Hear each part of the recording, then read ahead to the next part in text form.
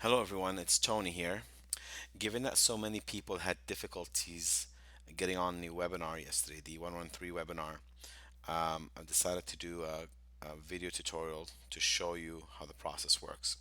But before I do, I think I need to make something clear for everybody why these difficulties existed. See, prior to yesterday, pre-registration for the webinar was not required.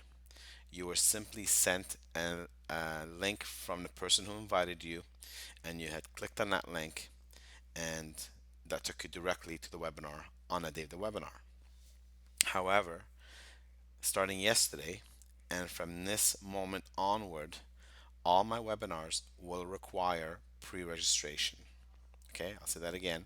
From this moment onward, all my webinars will require pre registration. So now I'm going to show you how the process works. All right, so you're going to receive an invitation, something similar to this one from whoever's inviting you. Now, let me make this a little bigger here so you can see it better. Okay. Now, it might not have the exact same wording, but it would, have something similar. It would say that you're invited to the 113 Success Strategy webinar, and we'll give you a link uh, on which you have to click to register. We'll say something like pre-registration is required. Click on this link to register, or something of that nature. When you click on that link, it's going to open up your browser. Come on, there we go. And it will take you to the meeting registration page. It won't take you to the webinar. It will take you to the registration page, which you have to fill out and submit in order to register for the webinar. Now, this is already, the top part is already pre-filled out for me because I was testing this and my browser remembered the data from the previous time. Now, for you, these fields will not be filled, they'll be actually blank. So you put in your first name, last name, your email address, put in your email address a second time to confirm.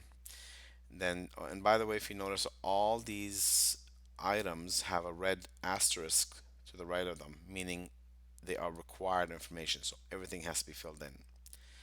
So here it's asking you, saying you are registering as, you select from the drop down list, either you're a guest or an affiliate. In my case, I'm an affiliate. Please enter the first and last name of the person who invited you. And it's important that you put in both the first and last name, because if you put it, let's say Donna, and there are two Donnas that are in carrot bars, then I have no way of knowing which Donna you're referring to. Okay, so please put the first and last name. In my case, no one's invited me. I am the host, so I put myself. Is this your first time attending this webinar? Again, you select from the drop down list, yes or no. If you're a guest, have you already seen the 22-minute overview video or a PGR? And again, you select from the list. Okay, and then you click on register. See, now it says meeting registration pending approval. You haven't been approved yet. It's pending approval, which I have to approve it. All right, and it says down here your registration request for this meeting has been submitted to the host for approval. You'll receive an email regarding your registration status. Now, while I'm waiting for this email to come in, let me make something clear for you. The invitation with the link you need to click on to register, that's going to come from the person who invited you. Since it's somebody that you know, obviously that their email is going to come directly to your inbox. Okay? But once I approve your registration, the system is going to generate an auto reply and send you that in an email to you saying that you have been approved, and give you your personalized link that you'll need to register. Now, this email will come to you not from the person who invited you and not from me. It will come to you from the system. Therefore, there's a high probability that it might go into your junk mail folder. So if you don't receive the confirmation of your registration to the webinar, make sure to check in your junk mail folder. Most likely it will be there. Okay, so now once you submit your registration, I will receive an email telling me that a person had registered. Let's see, it will be down here. See, it's telling me Mr. T with this email address has registered for the webinar. Okay, once I receive this email, I then will go to the webinar dashboard. Let me refresh that, that was from before. Okay, so you see now it says one registrant, zero approved. So I go to this is my dashboard, my admin dashboard, and I approve you from here. So Mr. T, I have to approve him. Approve. Once I do that, it will send Mr. T, whoever's registering, it will send them an email from the system telling them that the registration has been approved.